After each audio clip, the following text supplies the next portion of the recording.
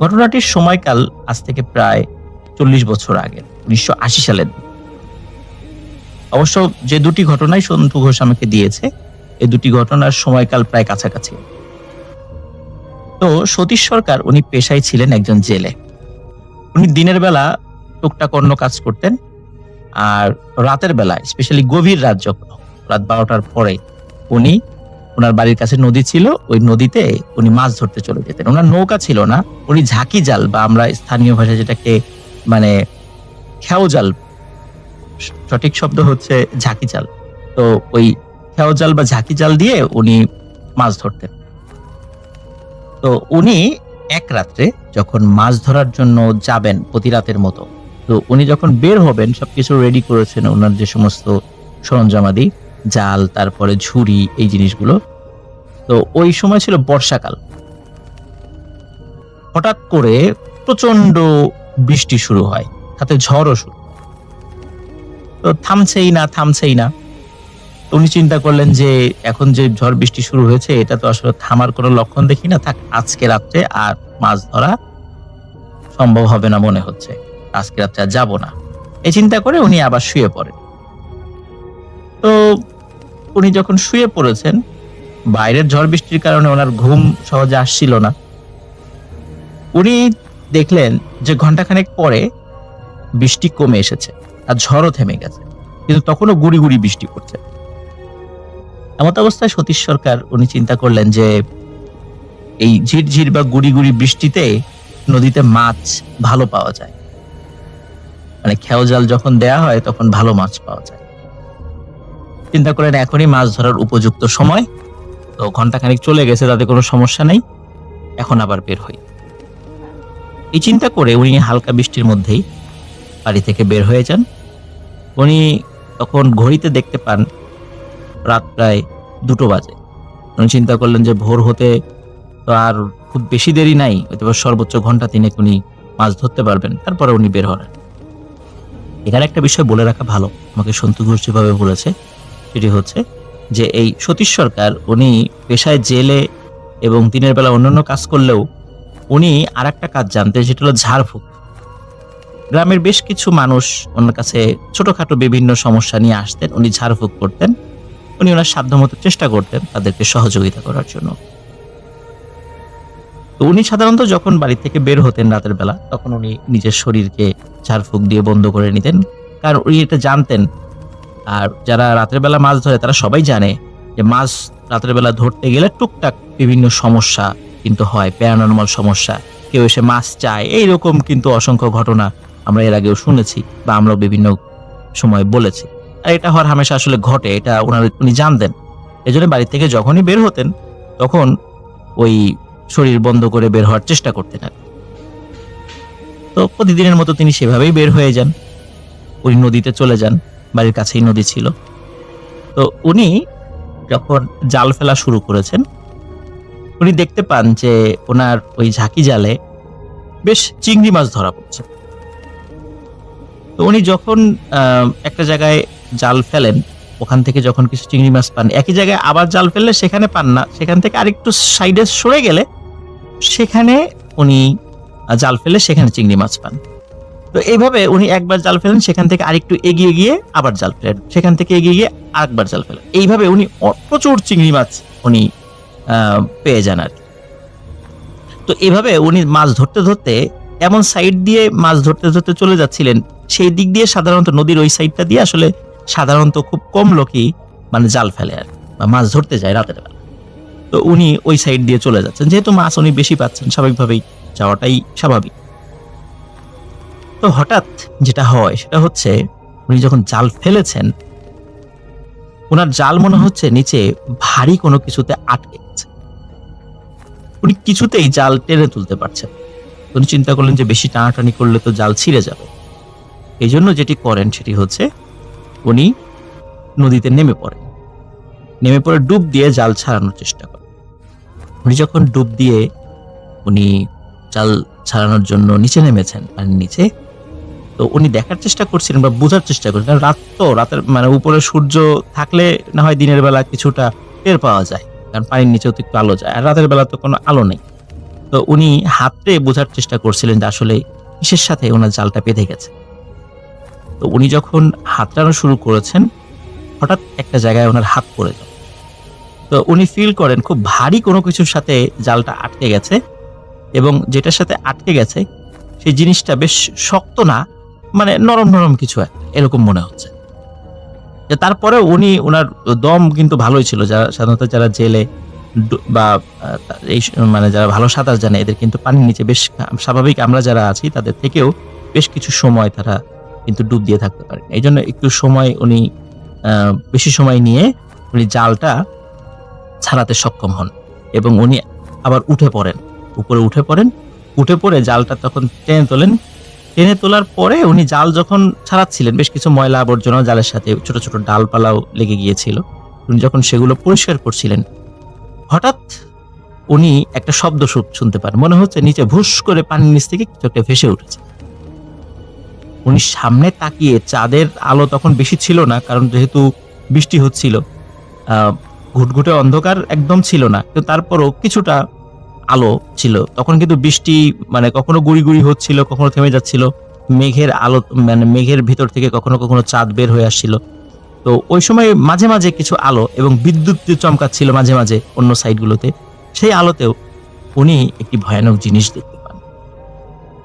উনি দেখতে পান যে ঠিক যেই জায়গাটাতে ওনার জাল আটকে গিয়েছিল সেইখানে একটি লাশ ভেসে উঠেছে, এবং উনি খুব বেশি দূরে ছিলেন না সেই লাশ থেকে, এবং স্পষ্টভাবে দেখতে পান ওই লাশটি একজন মহিলার লাশ। উনি এটিও দেখেন যে মনে হচ্ছে মানে এটি সদ্য মারা গেছে এমন কোনো একজন মানুষের। যেহেতু উনি রাতে মাছ ধরতেন এবং দুষ্টু জিনের মায়াজাল সম্পর্কে ওনার টুকটাক ধারণা ছিল, উনি বুঝতে পারেন যে এটি কোনো স্বাভাবিক লাশ নয়, কারণ সদ্য মারা যাওয়া কোনো লাশ এভাবে ভেসে ওঠার কথা নয়। নিশ্চয়ই এটি প্যারানর্মাল কিছু, কারণ লাশ যদি ফুলে যেত তাহলে ভেসে উঠতো, কিন্তু এই লাশটা কেন ভেসে উঠেছে? নিশ্চয়ই তাকে এখানে ক্ষতি করার চেষ্টা করছে। এই জন্য উনি সেখান থেকে দ্রুত অন্যদিকে যাত্রা শুরু করেন। উনি আর পেছন ফিরে তাকানো নাই। ওনার ধারণাটা আসলে অমূলক ছিল না, ধারণাটা আসলে সত্যিই ছিল। তো উনি আর দিকে চলে যান। ওই নদীর আর একটা সাইডে ছোট একটা খালের মতো আছে, এবং ওই খালের সাইডে অসংখ্য কেওড়া গাছ রয়েছে। ওই কেওড়া গাছের মধ্যে কি হয়, ওই নদীতে যখন জোয়ার আসে তখন ওই জোয়ারের পানিগুলো ওই যখন ওই কেওড়া গাছের শিকড়ের মধ্যে ঢুকে যায়, কারণ আমরা তো জানি যে কেওড়া গাছ কিন্তু বেশ লম্বা লম্বা শিকড় থাকে এবং শিকড়ের মধ্যে ফাঁপা থাকে। যারা সেন্ট মার্টিন গিয়েছেন বা অন্য সাইডে বিভিন্ন জায়গায় কেওড়া গাছ রয়েছে, তারা কেওড়া গাছের শিকড় সম্পর্কে টুকটাক ধারণা আছে।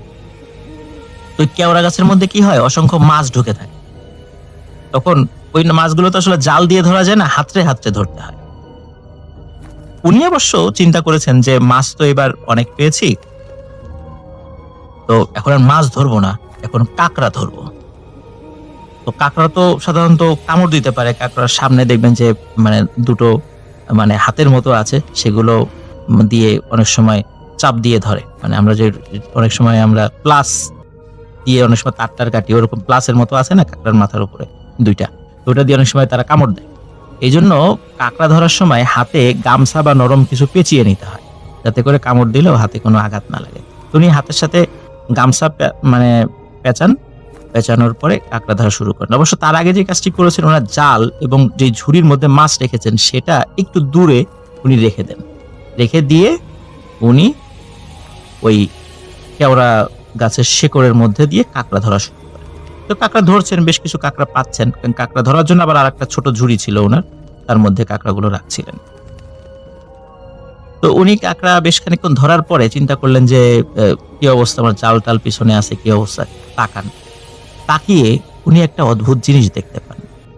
উনি দেখেন ওনার যে মাছের ঝুড়ি এবং জাল যেখানে রাখা আছে, ওই মাছের ঝুড়ির পাশে কোনো একজন মানুষ বসে আছে।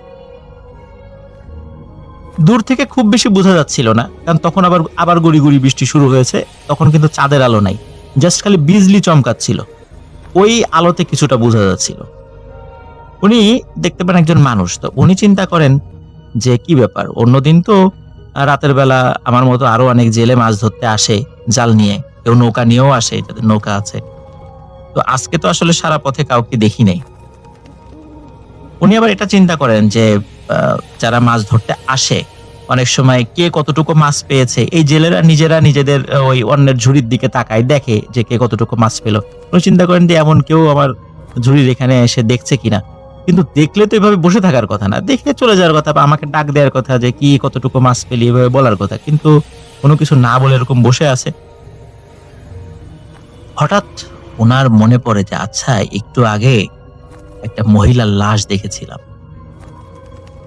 কেন যেন এই মানে মানুষটাকে তো পুরুষ মানুষ বলে মনে হচ্ছে না, যতটুকু বিদ্যুতের আলোতে বা অন্যভাবে বোঝা যাচ্ছে।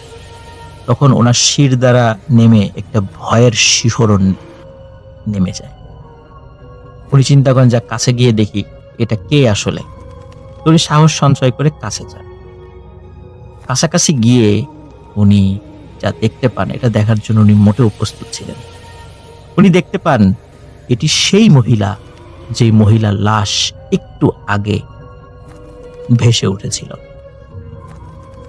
মহিলাটি তার দিকে তাকিয়ে থাকে এবং সে বলে ওঠে, কিরে, আজকে তো আমার কারণে অনেকগুলো মাছ পেলি, আমাকে কিছু মাছ দিয়ে যা, আমাকে মাছ দিবি না?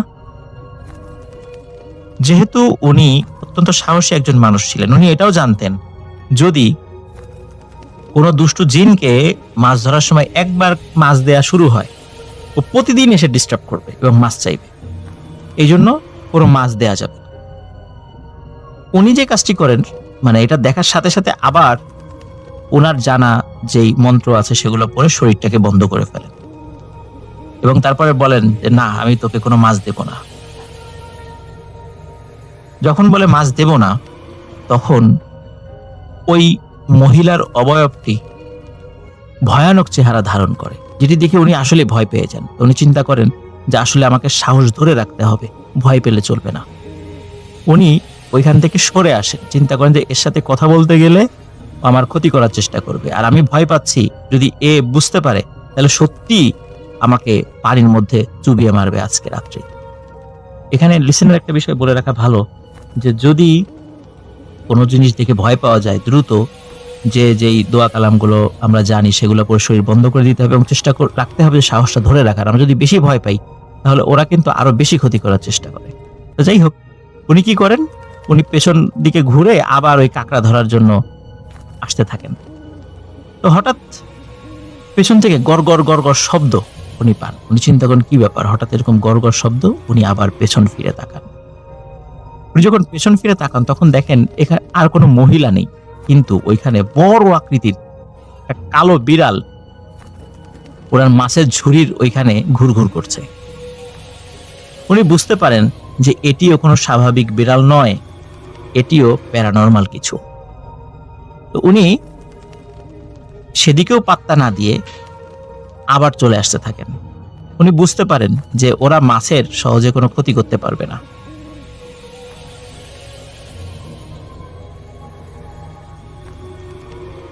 আর মাছেরও কোনো ক্ষতি করতে পারবে না।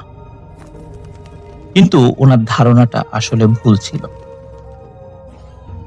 পেছন থেকে ভয়ানক একটি আওয়াজে ওই মহিলাটি আবারও বলে ওঠে, মাছ দিবি না, তবে জানটা দিয়ে যা। তখন উনি সত্যি ভয় পান। উনি বুঝতে পারেন যে আজকে ওনার একটা ক্ষতি হবেই। তখন উনি এই জাল এবং মাছ ফেলে জীবন বাঁচানোর জন্য দৌড়ানোর চেষ্টা করেন। শরীরের সর্বশক্তি দিয়ে উনি দৌড়ানোর চেষ্টা করলেও উনি পায়ে তেমন কোনো জোর পাচ্ছিলেন না। তারপরেও উনি আগাচ্ছিলেন, কিন্তু মনে হচ্ছিল ওনার শরীর অনেক ভার হয়ে গেছে, উনি কোনো মতে আগাতে পারছিলেন না। উনি ওনার ধর্মের যে মন্ত্রগুলো জানতেন সেগুলো পড়ার চেষ্টা করছিলেন, এগুলো পড়তে পড়তে উনি চলে যাচ্ছিলেন, মানে এগিয়ে যাচ্ছিলেন। তো সাধারণত দেখা যাচ্ছে যে নদীর পাড়ে কিন্তু মানে যে সমস্ত কিছু কিছু জায়গায় শ্মশান থাকে। তো এমনই একটি শ্মশান ছিল নদীর কাছেই। তো উনি যেদিকে দৌড়াচ্ছিলেন ওদিকে শ্মশান ছিল। তো উনি শ্মশানের কাছে গিয়েই মোটামুটি শ্মশানের উপরেই সেন্সলেস হয়ে পড়ে যান।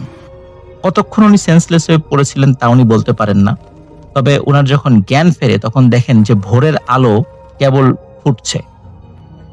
উনি ওনার শরীরে প্রচন্ড ব্যথা অনুভব করেন এবং উনি যখন উঠে বসেন উনি দেখেন ওনার বুকে এবং পেটে ভয়ানক ভাবে, গভীর ভাবে আঁচড়ের দাগ রয়েছে। ওনাকে কেউ আসলে খুঁজে পায়নি, কারণ ওই রাত্রে তো আসলে তেমন কেউ মাছ ধরতে আসেইনি, বৃষ্টি টিষ্টি বিভিন্ন কারণে, যার কারণে ওনাকে আসলে কেউ উদ্ধার করেনি। শ্মশানের দিকে তখনও কেউ আসেনি, যার কারণে উনি ওইভাবেই সেন্সলেস হয়ে পড়েছিলেন। তো উনি ওনার শরীরের সমস্ত শরীরে খুব ব্যথা ছিল। তারপর উনি চিন্তা করেন ওনার যে সম্বল মাছ ধরার, সেটা জাল এবং যে ঝুড়ি, সেটা তো উদ্ধার করতে হবে। উনি আবার সেদিকে যান, গিয়ে দেখেন ওনার জাল ওভাবেই পড়ে আছে, কিন্তু ওনার ঝুড়ি আছে কিন্তু মাছ নেই। তো যাই হোক, উনি ওনার ঝুড়ি এবং জাল নিয়ে বাড়িতে ফিরে আসেন। বাড়িতে ফিরে এসে বাড়িতে সব ঘটনা বলেন। উনি যেহেতু মানে খুব শারীরিকভাবে আঘাত পেয়েছিলেন, যার কারণে ওনার স্ত্রী তাকে সেবা শুশ্রূষা করেন এবং খুব জ্বর আসে ওনার। স্বাভাবিক, ভয় পেলে জ্বর আসতেই পারে। তো তারপরে ওনার স্ত্রী ওনাকে এক ওঝার কাছে নিয়ে যান। তখন ওঝা সব ঘটনা শোনে এবং বলে যে তুই খুব বড় বাঁচা বেঁচে গেছিস। তার কারণ হচ্ছে যে তুই যেই জায়গাটাতে মাছ ধরতে ধরতে চলে গিয়েছিলি, বহু বছর আগে ওইখানে একটা মহিলার লাশ পাওয়া গিয়েছিল, যার অপমৃত্যু হয়েছিল। এরপর থেকে সাধারণত ঝড়ের রাত্রে যদি কেউ মাছ ধরতে যায় এবং কেউ যদি না থাকে, একা একা থাকে, তখন ওই মহিলার সুরত ধরে একটা দুষ্টু জিন, সে মানুষকে ধোঁকা দিয়ে এবং মাছ ধরার লোভে ফেলে আস্তে আস্তে নদীর ওই ব্যাকওয়ার্ড সাইডে নিয়ে যাওয়ার চেষ্টা করে। তো যখন তোর লাশ তুই লাশটা দেখেছিলি, তার আগেই তোর জালটা আটকে গিয়েছিল। যেহেতু তুই কিছু ঝাড়ফুঁক জানতি, নিজের শরীরটাকে বন্ধ করে নিয়েছিলি আগেই, এই কারণে তুই যখন ডুব দিয়েছিলি তখনই তোকে চুবিয়ে মেরে ফেলতো, তোকে আর উঠতে দিত না। কিন্তু তোর কোনো ক্ষতি করতে পারেনি, তুই জালটা ছাড়িয়ে উপরে উঠে পড়েছিলি। কিন্তু তারপরও তোর ক্ষতি করার চেষ্টা করেছে এবং কিছুটা সফল হয়েছে। এই জন্য আর কখনো ঝড়ের রাত্রে মাছ যদি পাসও, কিন্তু ওই সাইড দিয়ে আর কখনো যাবি না। ওঝা টুকটাক ঝাড়ফুঁক করে দেন এবং তাকে এই পরামর্শ দেন। যেহেতু সতীশ সরকার, ওনার বয়স তখন ছিল 30 থেকে 35-এর মতো, ইয়াং একজন মানুষ ছিলেন, যার কারণে উনি আসলে ওই বিষয়টা তখনও অন্য কারো মারফত জানতে পারেননি। এই কারণে উনি ভুলটা করেছিলেন। আর ওই রাত্রে অন্য কোনো মানুষজন তো ওইভাবে আসেও নাই, আর এই সুযোগটাই ওই মায়া জাদু জানা ওই দুষ্টু জিনটি নিয়েছিল, যে পরবর্তীতে তার শরীরে আঘাতও করেছিল। যদিও সেটা তার মনে নাই, কারণ জ্ঞান ফেরার পরে তিনি সেটা দেখেছিলেন। সতীশ সরকার এখনো জীবিত আছেন, ওনার বয়স এখন প্রায় 80 ছুঁই, অতিশীপর একজন বৃদ্ধ, কিন্তু ওনার এখনো কিন্তু মাছ ধরার নেশা আছে। এখন ওর নাতিপুতি হয়ে গেছে, উনি মাছ ধরেন, দিনের বেলা ধরেন, নাতিপুতির সাথে নিয়ে যান, ছেলেবেলেদের সাথে নিয়ে যান, কিন্তু রাতের বেলা এখন আর মাছ ধরেন না। তো হয়তোবা সতীশ সরকার আমাদের গল্পটি শুনে থাকবেন। সতীশ সরকারের জন্য আমাদের শ্রদ্ধা রইল।